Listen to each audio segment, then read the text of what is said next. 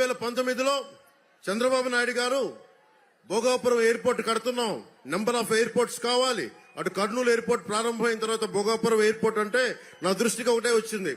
ఈ భూముల్ని అడ్డుగోలుగా కొంతమంది చేస్తారు. ఇక్కడికి వచ్చినప్పుడు నేను భూముల్లో అవకతవకలు అడిగాను తప్ప, మనకి వైఎస్ జగన్ చెప్పింది ఏంటంటే అసలు వైజాగ్ ఎయిర్పోర్ట్ లో ఈగలు తొలుకునే ఎయిర్పోర్ట్ ఇంకొక ఎయిర్పోర్ట్ ఎందుకు అవసరమని. అంటే ఒక మాట మనిషి చెప్పినప్పుడు ప్రతిపక్షంలో అందరూ ఏమనుకుంటారు, నిజమే అకారణంగా చేస్తారని అనుకుంటారు కదా. అలాగే ప్రతిపక్షంలో ఉండగా జగన్ అన్న మాటలు ఎగ్జాక్ట్ గా ఇవి.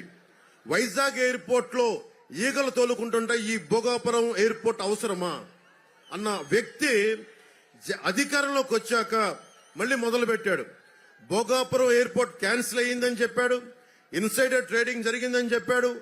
భూములు ధరలు పడిపోయేలా చేసిన తర్వాత మళ్లీ ఆ భూములు తన చేజికిచ్చుకొని మళ్లీ వాళ్ళందరి బినామీలు వచ్చి ఈ భూముల మీద పడ్డారు. అమ్మినోడి దగ్గర అమ్మినట్టుగా కొనేశారు, అమ్మని వాడి మీద దౌర్జన్యం చేశారు. మొత్తం భూములు చేతుల్లోకి తీసుకున్నాక మళ్లీ చెల్లికి మళ్లీ పెళ్లినట్టుగా చంద్రబాబు గారు ఏ స్థలంలో ఎయిర్పోర్ట్ శంకుస్థాపన చేశారు అదే ఎయిర్పోర్ట్ లో మళ్లీ భూముల రేట్లు పెంచి మళ్లీ అక్కడే కూర్చొని శంకుస్థాపన చేశాడు.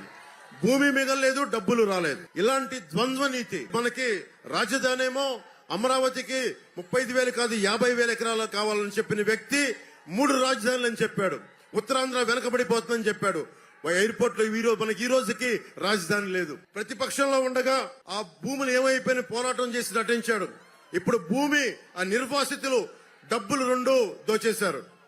ఎయిర్పోర్ట్స్ అథారిటీ ఇండియాకి ఇవ్వాలి, ఎయిర్పోర్ట్స్ ఆఫ్ అథారిటీ ఆఫ్ ఇండియాకి ఇవ్వాలి అని అన్న వ్యక్తి జిఎంఆర్కి ఇచ్చేశారు. మళ్ళీ ఏదైతే చంద్రబాబు గారు జిఎంఆర్కి ఇచ్చారో మళ్ళీ అది తప్పని చెప్పి ఆ రోజు చెప్పిన వ్యక్తి, రివర్స్ టెండరింగ్ అని చెప్పిన వ్యక్తి మళ్ళీ ఈ రోజున అధికారంలోకి వచ్చి మళ్ళీ అదే జిఎంఆర్ సంస్థకి ఇచ్చాడు.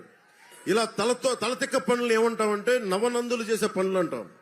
మగధ రాజ్యంలో చాణక్యుడు చంద్రగుప్తులు ఏలిన కాలంలో నవనందులనే ఉండేవాళ్ళు. నవనందులు ఏంటంటే తలతిక్క పనులు, హింస, దోపిడీ ఇవన్నీ చేసేవాళ్ళు.